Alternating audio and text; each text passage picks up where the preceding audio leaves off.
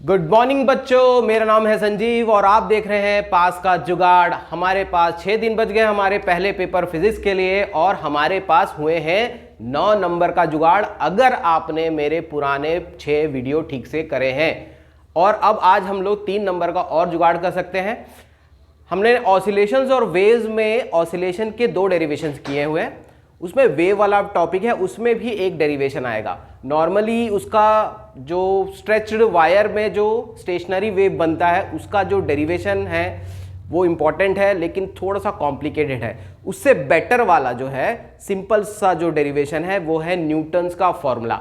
आज हम न्यूटन्स का फॉर्मूला देखेंगे और उसमें जो करेक्शन है, जिसने लाप्लास ने जो करेक्शन दिया था वो देखेंगे। ये आने के 99% चांसेस हैं, ठीक है ना। तो 99% है तो भाई करने की बनती है। 3 नंबर के लिए हमारे पास है न्यूटन्स का फॉर्मूला और लाप्लास का करेक्शन। तो लेट्स स्टार्ट। तो पहले तो आपको मैं थोड़ा सा इंट्रोडक्शन तो देना ही पड़ेगा और थोड़ा बेसिक्स का भी बात कर लेते हैं। हम साउंड का स्पीड निकालना चाह रहे हैं गैसेस में, ठीक है ना।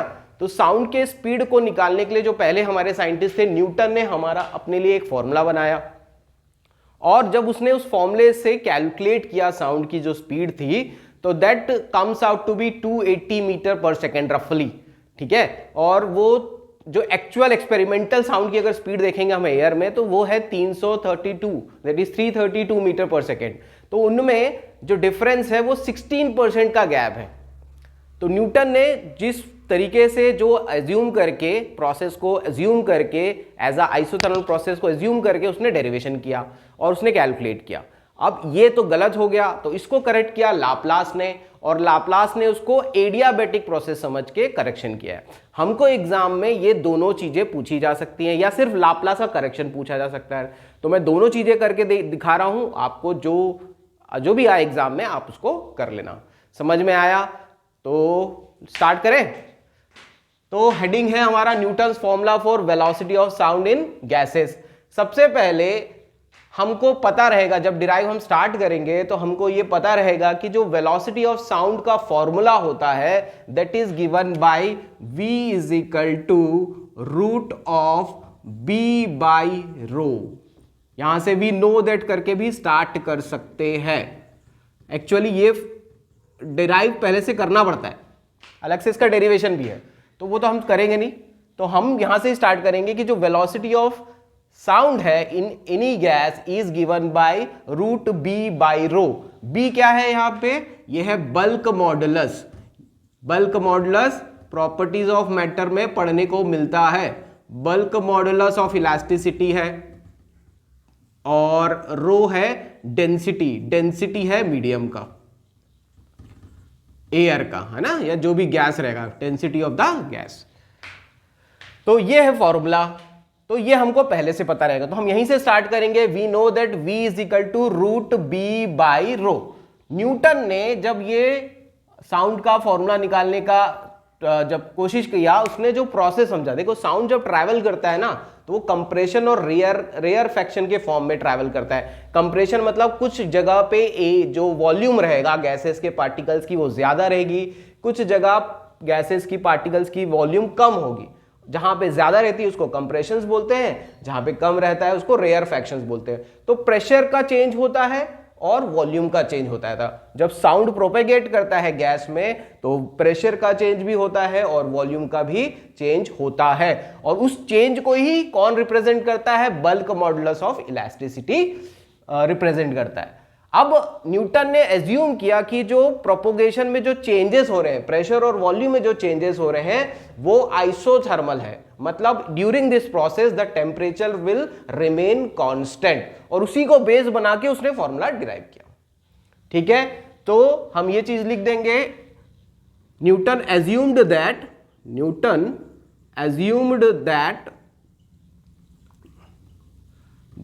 The change in pressure and volume during the propagation of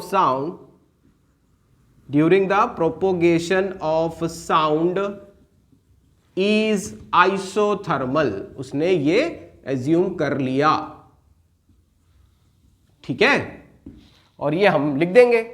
इसके बाद क्या है, आइसोथर्मल प्रोसेस का इक्वेशन। तो अगर हम लोगों ने वर्क डन किया है तो हमको पता है कि आइसोथर्मल प्रोसेस का इक्वेशन क्या होता है, क्या होता है, PV is equal to constant होता है। आइसोथर्मल इक्वेशन का, आइसोथर्मल प्रोसेस का जो इक्वेशन होता है वो होता है PV is equal to constant, ठीक है।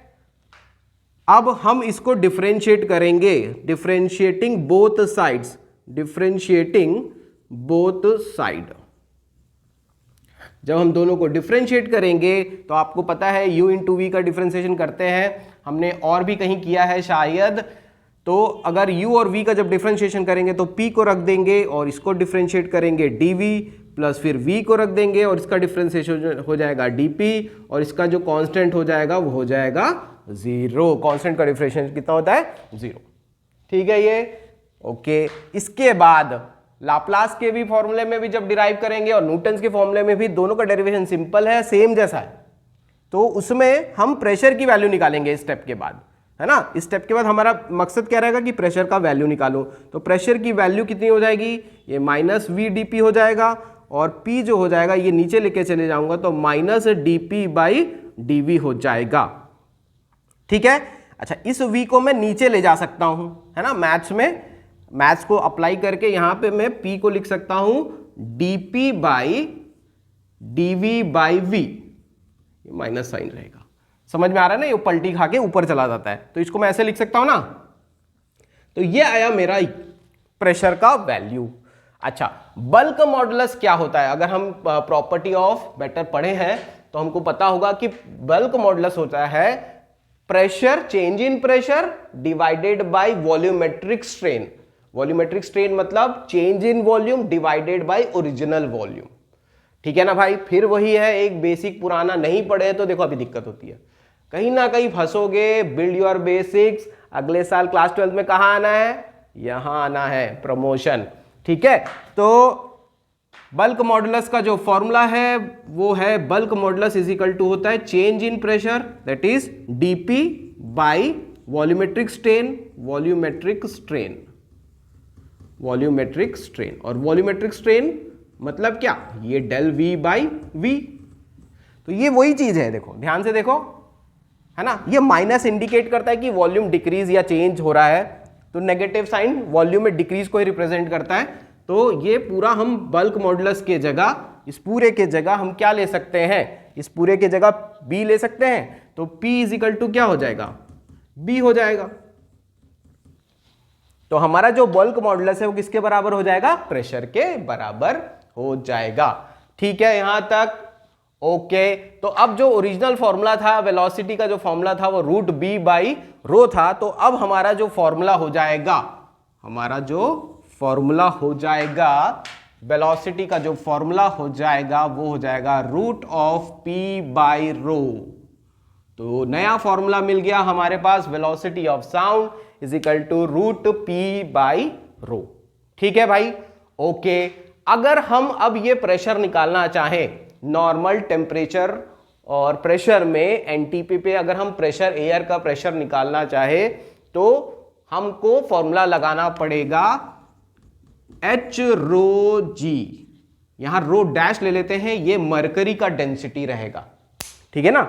तो अगर हम इनकी वैल्यूज रख दें, हमारे पास नॉर्मल टेम्परेचर और प्रेशर में अगर हम प्रेशर निकालें, गैस का प्रेशर निकालें, तो यहां पे h को लेना पड़ेगा 0.76, इसको लेना पड़ेगा, सब SI यूनिट में चलना पड़ेगा, 13.6 इंटू 10⁻³ मरकरी की डेंसिटी है और 9.8। ये क्यों लेना है, इसके लिए फिर अलग से आपको पढ़ना पड़ेगा, मैं अभी इसके अंदर नहीं जा रहा। तो ये प्रेशर निकालने के लिए आप मरकरी का यूज करते हो और मरकरी का यूनिट यहाँ पे जो वैल्यूज हैं वो लेके हम चलते हैं। तो ये 0. जो हाइट है कॉलम लेते हैं मरकरी का वो 0.76 मीटर है, इसकी डेंसिटी इतनी है और जी की वैल्यू हमको पता है। जो डेंसिटी ऑफ ये है, ये एयर की बात कर रहे हैं, तो अगर एयर की बात कर रहे हैं तो डेंसिटी ऑफ एयर जो है करीब करीब हम 1.293 मान के चल रहे हैं, इतना। और ये सारा वैल्यूज जब हम यहाँ पे रख देंगे पुटिंग ऑल दीज वैल्यूज, तो ऊपर में एक लिख दूं क्या लाइन, हाँ इसको लिख देता है कि पुटिंग ऑल दिस वैल्यूज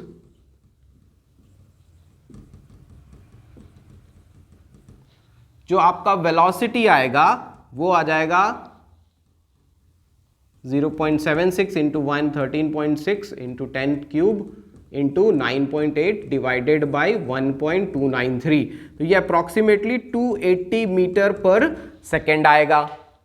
ठीक है, एक्सपेरिमेंटल जो है, एक्सपेरिमेंट के थ्रू अगर हम देखें, experimental value of speed of sound, speed of sound जो होता है वो होता है 332 मीटर पर सेकेंड।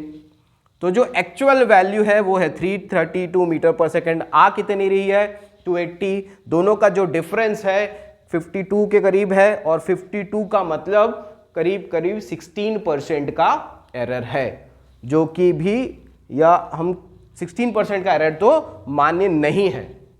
ठीक है, तो यही एरर है हमारे न्यूटन्स के फॉर्मूले में। सो द डिफरेंस है 52 मीटर पर सेकेंड का, विच इज 16%। तो ये है आपका न्यूटन्स का फॉर्मूला और उसका एरर। तो कहीं कहीं ना सिर्फ एरर पूछ लेता है कि error, explain the error in Newton's formula, तो मेरे ख्याल से आपको डिराइव करने की जरूरत नहीं पड़ेगी, फिर यहां से भी स्टार्ट कर सकते हैं। डिपेंड करेगा कि कितने मार्क्स का आ रहा है क्वेश्चन। 3 नंबर का आ रहा है तो पूरा समझा देना, और अगर सिर्फ एरर पूछेगा तो यहां तक चला सकते हैं, है ना, ये भी चलाया जा सकता है। समझ में आया?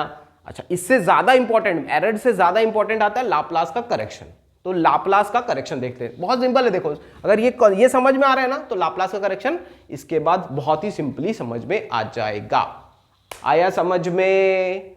ओके, तो लाप्लास का करेक्शन देखते हैं। साथ साथ में मेरे बैठ के करते जाओ तो जल्दी हो जाएगा। 10 मिनट का ब्रेक लो और इसको फिर से एक बार बनाओ। ठीक है भैया, 6 दिन बाद एग्जाम है, प्रैक्टिस तो करना ही पड़ेगा ना, सिर्फ सुन लेने से थोड़ी होगा।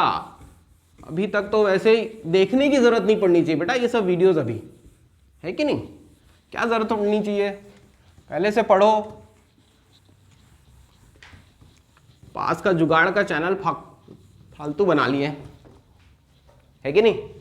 ओके, तो हमारा है लाप्लास का करेक्शन।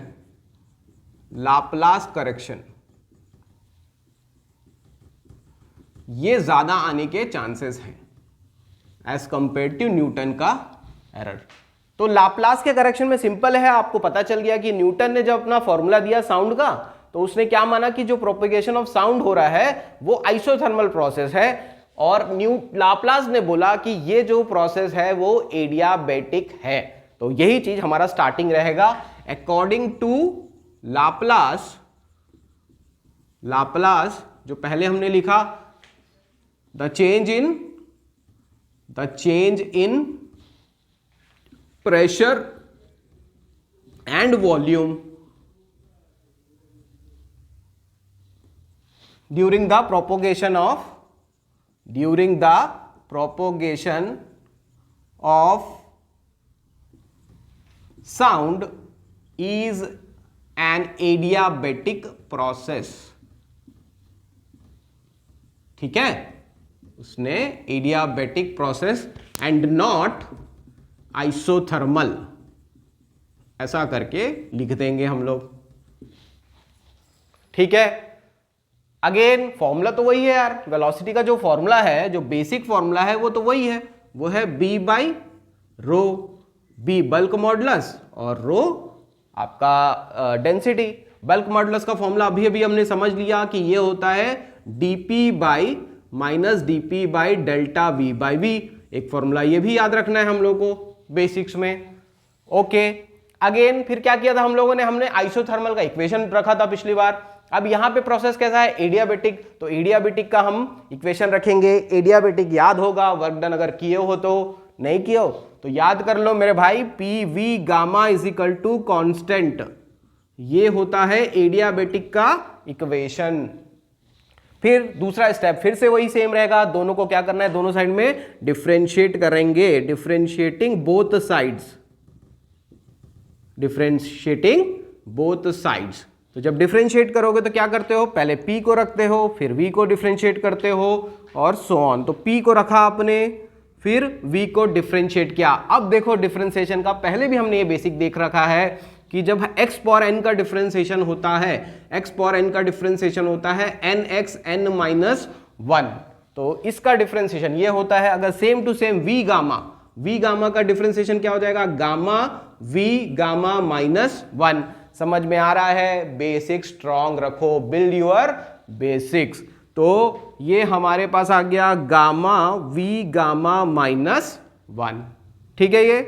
अच्छा, एक dv लगेगा, डिफरेंशिएशन कर रहे हैं तो dv चेंज रहेगा, प्लस v गामा रख दिए और इसको डिफरेंशिएट जब करोगे तो dp हो जाएगा। कांस्टेंट का डिफरेंशिएशन कितना होता है, 0। ये लाइन ही मेन है, सेकंड जो बाकी तो बहुत सिंपल होता है। क्या डिफरेंशिएशन कैसे करते हैं, p को रख दिए, इसका जो डिफरेंशिएशन है इस फॉर्मूले के बेसिस पे हुआ और ये dv लगता है, डिफरेंशिएशन में dv लगाते हैं और v gamma as it is रख दिए, p का डिफरेंशिएशन dp। फिर क्या करते हैं, प्रेशर की वैल्यू निकालते हैं, वहां पे भी प्रेशर का वैल्यू निकाल लेते हैं, यहाँ पे भी प्रेशर का वैल्यू निकालेंगे। एक चीज ध्यान रखना इसमें, ये जो है गामा इंटू प्रेशर, इसकी वैल्यू निकालेंगे, मैं अभी बताऊंगा लास्ट में, तो याद रह जाएगा कि भाई डेरिवेशन में वो फ्लो चाहिए ना भाई, इसके बाद क्या करना है, यहां तक तो कर लिए, इसके बाद क्या करना है, तो हमको किसकी वैल्यू निकालनी है, गामा p की वैल्यू निकालनी है। तो इसको इधर भेज देता हूं, तो ये gamma p v gamma minus 1 dv किसके बराबर हो जाएगा, माइनस v गामा dp के बराबर हो जाएगा। ये पूरा चीज यहां नीचे लेके चला जाता हूं, तो गामा p जो हो जाएगा वो minus v gamma dp upon v gamma minus 1 dv हो जाएगा। ये भी ठीक है, ओके। अब देखो ये टर्म जब ये नीचे जाएगा तो पावर जो है माइनस में हो जाता है। वर्क डन के में भी ऐसा कुछ किए हैं हम लोग। तो अगर ये नीचे चला जाएगा, तो अगर ये नीचे चला जाएगा तो gamma p is equal to क्या हो जाएगा, माइनस dp, पावर में ये माइनस हो जाएगा, तो ये देखो गामा v गामा माइनस 1 और ये नीचे माइनस गामा, तो dv हो जाएगा। ये गामा गामा क्या हो जाएगा, cancel, v minus 1, v minus 1 मतलब 1/v है ना भाई। मेरे पास बहुत सारे बच्चे आते हैं जिनको ये बेसिक समझ ही नहीं आता है, मैं उन्हीं के लिए ना परेशान हूं। अच्छे बच्चों के लिए तो कोई दिक्कत ही नहीं है भाई, है ना, जिनका दिमाग तेज चलता है, जो मेरे टाइप के लोग हैं जिनको ये बेसिक छोटा छोटा समझ नहीं आता, उन्हीं की दिक्कत है, उन्हीं के लिए मेरे को ज्यादा चिंता है, ठीक है ना भाई। तो चिंता को ठीक करने के लिए कहां आना है, ओके। तो गामा p जो है, ये जो वो वैल्यू है वो क्या है, ये तो वही है बल्क मॉडुलस, पिछले बार भी किए थे। तो ये पूरे की जगह हम क्या लिख सकते हैं, बल्क मॉडुलस ऑफ इलास्टिसिटी। तो पिछले बार बल्क मॉडुलस का वैल्यू कितना आया था, सिर्फ p आया था, और अब कितना आ रहा है, गामा p आ रहा है। तो देखो गामा से मल्टीप्लाई हो रहा है, ओके। तो अब अगर हम वेलोसिटी ऑफ साउंड निकालें तो वेलोसिटी ऑफ साउंड कितना आएगा, वेलोसिटी ऑफ साउंड आ जाएगा अब के बार, ये आ जाएगा गामा p बाई रो। समझ में आया। तो ये दो फॉर्मूले हैं, पहला जो न्यूटन का फॉर्मूला था वो p बाई रो था, अब आया हमारा gamma p by row. Gamma के बारे में भी बताया था, वो गामा होता है Cp बाई Cv, और ये हर गैस के लिए अलग अलग होता है। तो अगर मैं इसको देखूं तो ऐसे लिख सकता हूं ना, root gamma into root p by rho.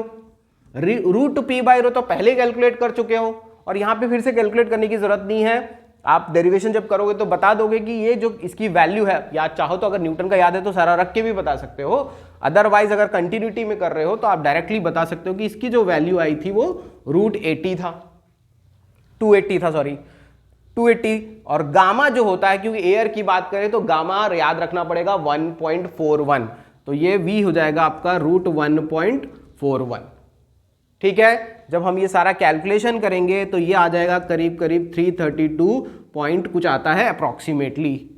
तो ये जो एक्सपेरिमेंटल वैल्यू के करीब है, या वही है समझ लो। तो यहां पे देखो वेलोसिटी सही आ रही है, तो लाप्लास सही था, न्यूटन से थोड़ी सी गलती हो गई थी। तो ये इस तरीके से उन्होंने करेक्ट किया। तो ये जो गामा आया वो किसकी वजह से आया, क्योंकि वो एडियाबेटिक प्रोसेस मान के चले हैं। देखो भाई डेरिवेशन मेरे को बड़ा इजी लग रहा है ये वाला, 3 नंबर अगर भगवान से, फिर से वही भगवान से प्रार्थना करते हैं और ये डेरिवेशन को एग्जाम में बुलवाते हैं। ठीक है, क्लियर? तो 3 नंबर मैं उम्मीद कर रहा हूं कि आप प्रैक्टिस करोगे। मेरा वीडियो पता नहीं देखे हो या नहीं देखे हो, पास करने के लिए ये अच्छा टॉपिक है, कर सकते हैं। इसके बाद मैं आपको करवाऊंगा स्ट्रेच्ड वायर। ठीक है, थोड़ा कुछ कमेंट करके बता दो भाई, क्या चीज चाहिए आप लोगों को। कुछ ठीक से बता रहा हूं कि नहीं हो रहा है, कुछ फायदा हो रहा है कि नहीं, सर चैनल बंद कर दो, कुछ तो बता दो। ठीक है, ओके, चलो नेक्स्ट वीडियो में मिलते हैं। Till then bye bye.